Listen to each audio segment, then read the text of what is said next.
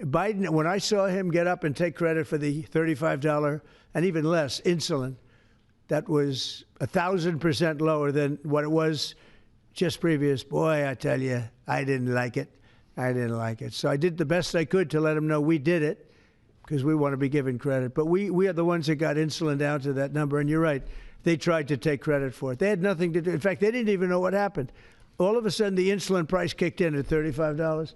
And they asked Biden about it. He had no idea what the hell they were talking about. But after they explained, and they didn't really explain to him because he was not capable really of understanding it. But when they went out and talked about it, they acted like it was a great feat by Biden. It had nothing to do with him. And it continues, and we'll get it down even further. But insulin was, people weren't taking it, I would imagine. They couldn't take it. God bless you, Bobby. I hope I didn't catch COVID just there. Don't you have Paxlovid? What is it? He's got Paxlovid.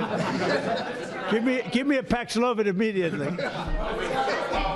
While Nancy Pelosi is ignoring what you're doing for the American people, she's going after your administration for cutting taxpayer-funded health care for illegal aliens. Last night, Nancy Pelosi, she went on NBC last night, dropped a bunch of F-bombs, told Republicans to go F themselves. Has she lost her mind? We have done an unbelievable job medically. Just this, if you did nothing else, we've done a lot like the insulin, but just this, nobody can ever catch this. This is the biggest price reduction times, maybe 10 times, 15 times than has ever been given before. And this is going to have a huge impact. You know, as I said, Obamacare is not a good thing. It's been bad. And I'd like to make it better. I told them, I spoke to a lot of people, a lot of Democrats recently. I said, why don't we change it? We can make Obamacare much better.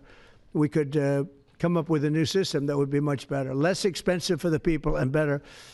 This is maybe the biggest breakthrough because, you know, when you're talking about the prescription drugs, that's a big part of it. So we're going to look. This is prescription, but we're going to be looking at that. We could come up and through this whole thing, you know, because I don't know, we'll probably have a shutdown because one of the things they want to do is they want to give incredible Medicare, the Cadillac Medicare, to illegal immigrants.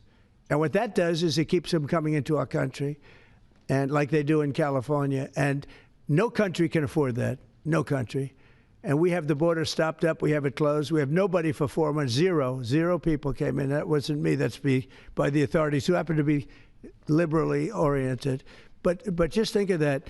We have people offering health care to people all over the world that they can't afford to pay.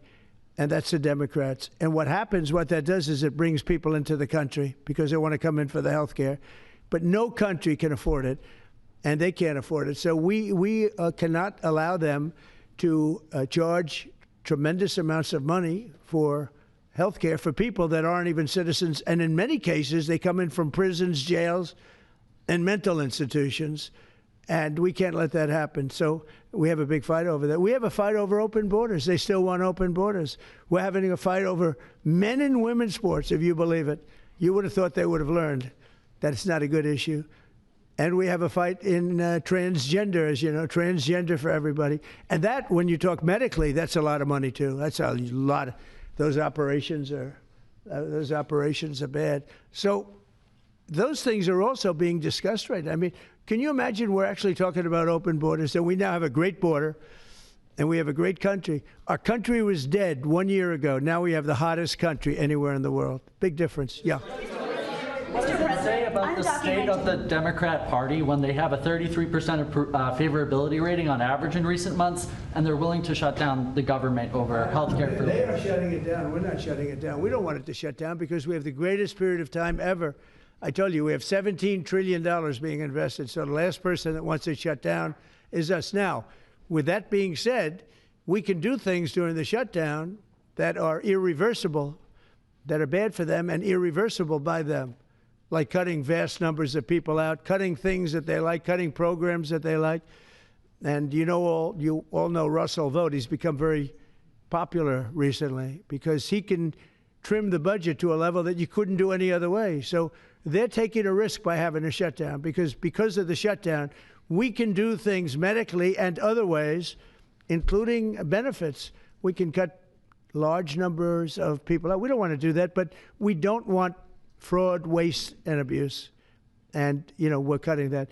But they want to have illegal aliens come into our country and get massive health care at the cost to everybody else, and we don't have it. And that's I would say, the number one reason that they want to strike is to get illegal immigrants health care. And, you know, Gavin Newsom wants that, too, in California, and it's destroying California. We can't have that. We're not going to let it happen. Do you have a plan for dealing with drug companies that are responding to MFN only by raising prices overseas as opposed to lowering prices in the U.S.? No, they're responding.